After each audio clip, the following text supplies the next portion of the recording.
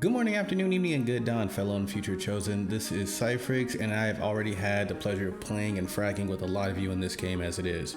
Today we're talking all about Catalyst Black, the latest game to keep me up in the wee hours of the day, or morning, depending on just how you use your schedule, I guess. Developed with love by the guys at Super Evil Megacorp, Catalyst Black is a gear-based isometric MOBA shooter featuring 10v10 drop-in, drop-out gameplay. What the hell is even that? Break it down simply, it's a dope team-based MOBA featuring fast-paced, gun-toting action, gear collection, and some over-the-top magic thrown in for good measure, with some giant monster bashing too. Okay, I know that was like a super run-on sentence, but to be honest, this game does a lot. It's a lot, and it actually does it kind of well. I like the mix of looter-shooter, but gear grind that they've put in this game. I'll get to that in a second.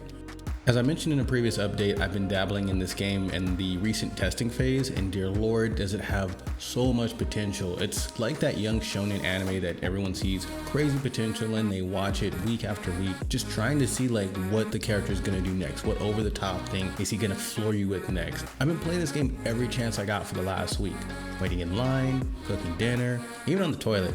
I'm here to give you my honest opinions on what I've seen so far, in addition to some ways you can play it for yourself, even though it's sort of like a pseudo-closed beta.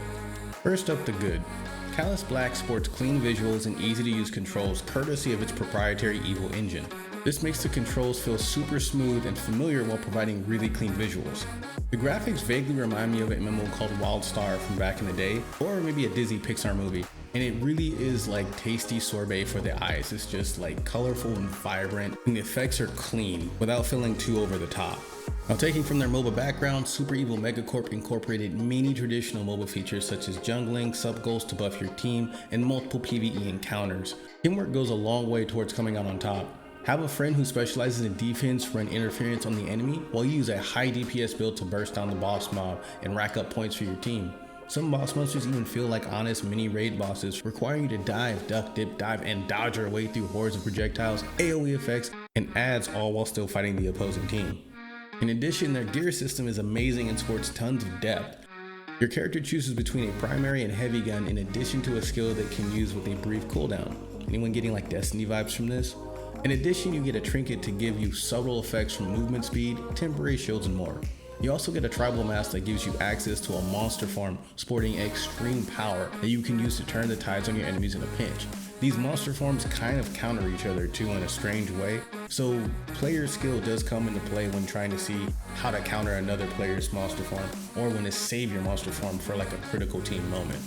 These masks come with 2 pieces of supporting equipment to further customize your character. If that wasn't enough, your primary, heavy, trinket, and skill all have passive banners that form stacking bonuses if you carry more of the same banner. Stack 2 or more Vanguard banners, and now you have an almost vampiric effect to your guns. Stack 2 or more sniper banners to give any long-range weapon extreme punch. You can even combine these effects under different conditions to form hybrid builds. There are tons of ways to customize your playstyle, and plenty of room for replayability and grind for later in-game gear.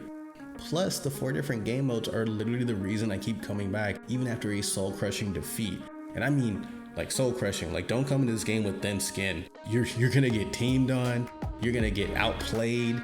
I mean, even whales are gonna get outplayed and suckered sometimes because tactics really do come into play in this game. That isn't to say that the game doesn't have certain problems with pay-to-win aspects, but I'll get to that in a second. Right now, I will say though that despite being a beta, they have put ways to build resources in the game free on the daily and weekly basis. These free methods take a little bit of time to build up, and out the gate you could feel like a touch on the poor side with just a few pieces of gear for each slot. While it may feel or seem limiting to certain people, the gear that they give you actually is really competitive. This is especially true for a lot of the weapons you're going to find in the Essentials tab in the shop, which is basically like a quick guide on stuff that they recommend you buy up front. These are easily affordable beginner weapons that can quickly become very powerful. I'm looking right at you, Vanguard Chain Gun. That thing is a beast, and it's easily one of the strongest weapons in the game. Between grinding gear and learning how to maneuver your character in the game, Catalyst Black does a pretty decent job of keeping you motivated to keep going and making progress and learning the game. It's easy to pick up, and it's easy and fun to put together a build, but it's hard to master. Now the bad. It's in beta, so there are definitely bugs and marks that show a lack of polish. Personally, this is both good and bad, since beta literally means it's not finished and it's still actively being improved. SCMC's marketing and social media game does show that they're putting effort on their part, so I have hope. One of the most obvious but most likely temporary beta signs is the lack of a true, vibrant, fun UI. The UI is really bare bones right now. I mean, it feels like it's just a few buttons, some 2D characters, which are, I mean, the characters are cool and the artwork's nice, but there's no like pop to it, you know what I mean? There's no touching your character, there's no spinning it around, there's no relishing in the actual graphics of the game, which again, their graphic engine is really cool, and I'm hoping that they change that up in the future. I'm almost expecting it. It's a wonderful engine, and the current state of the UI just doesn't do it justice. As for balance, I'm sort of 50-50 on this because I've seen a lot of really cool weapon combos. I've seen some that could flat out one-shot me, but I mean, a sniper should one-shot you, or a big-ass shotgun should one-shot you, or a really big-ass rocket, you know, should one-shot you. They're really recreating the shooter vibe, but in a MOBA, which is a little jarring for me because in MOBAs, I'm not used to just being one-shot gift. At first, it just felt like, oh my god, that has to be a will, but there are times where it's not. I've actually one-shot a few people myself, and I hadn't even dropped a cent in the game. I guess this one is more of just a warning to anyone who's going in expecting it to be a MOBA where you can just go toe-to-toe for a little bit with somebody. It's definitely not that. Like, there are gonna be some really quick pops that are just gonna be like, wait, what just happened? Just be ready for that. And now the ugly. Right now there are 3 major issues, 2 big ones, and one that's personal for other players, not myself. To any Vainglory players, my heart goes out to you. Vainglory is and was a dope MOBA, and it really showed what the evil engine's capable of. Right now, Super Evil Megacorp is getting mad flack from their fan base for abandoning Vainglory to work on Catalyst Black. Now coming from games like Overdox, Raziel, and Dungeon Hunter, I personally think Catalyst Black has tighter gameplay and even faster paced action. Also, many of you know that I'm a big guy for customization, so the loadouts and gear hunt is a big win in my court as well. Now, why am I going over this brief history lesson? Well, the blowback from this combined with the nigh closed beta state of the game leads to my first real gripe. Many players on the fields are bots, not actual players. These bots are dumb as bricks too. I mean, like fork in the electrical socket, eliminate yourself from the gene pool, dumb. And I don't mean any offense to the company. I know you guys are running with like, you know, resources and what you got, but dang bro, I mean, like they run up to the flag and run back away at the last second. Like, well, just get the flag.